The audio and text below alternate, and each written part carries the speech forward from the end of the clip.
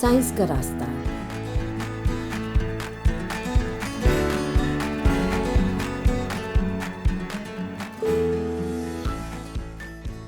Science ہمیں حیرت زدہ کر دیتی ہے کیونکہ یہ ہر جگہ پائی جاتی ہے۔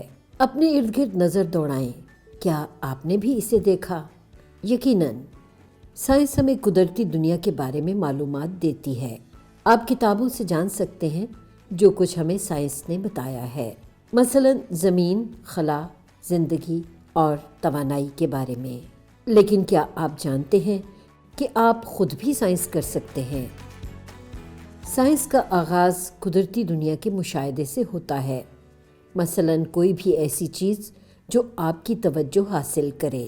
پھر آپ دیکھتے ہیں کہ دنیا میں تسلسل یا کنسسٹنسی پائی جاتی ہے، جس کے باعث کچھ ہونے کی پیش گوئی کرنا ممکن ہے، اور یہ کہ سائنسی ثبوتوں کی جانچ پڑتال اور تصدیق بھی کی جا سکتی ہے۔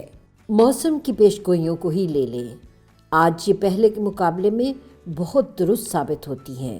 ایسا اس لیے ہے کہ سائنسی آلات جیسا کہ ریڈار اور کمپیوٹر کے ہارڈ ویئرز اور سافٹ ویئرز میں کافی ترقی ہو چکی ہے۔ ایسا بتدریج ہوا ہے۔ 1850، 1950، سن 2000، 2015 اور اب 2021۔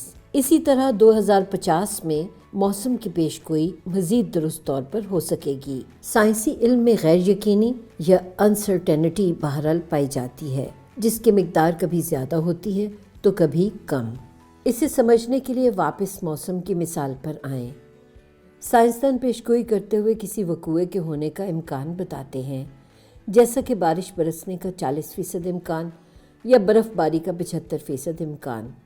ایسا اس لیے ہے کہ فضا کی کیفیات یا کنڈیشنز لمحہ بلمحہ تبدیل ہو رہی ہوتی ہیں۔ اس پیچیدگی کے باعث 100% یقین سے پیش گوئی نہیں کی جا سکتی۔ روزمرہ زندگی میں بھی کوئی شے 100% یقینی نہیں ہوتی، اور یوں پیش گوئیوں میں غیر یقینی مستقبل میں بھی رہے گی۔ سائنس ہماری قوت فیصلہ کو بہتر بناتی ہے۔ سائنس کے ذریعے حاصل کردہ معلومات ہمیں اپنے مسائل کے حل میں مدد دیتی ہیں۔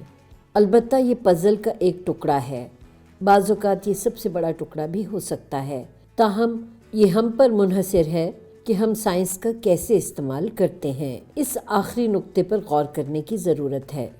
سائنس ایک سماجی تگ و دو کا نام ہے۔ سائنس کے بہترین نتائج کے حصول کے لیے ہمیں ٹیم ورک، جانچ پڑتال، باہمی تعاون، رابطے اور جدت کی ضرورت ہوتی ہے۔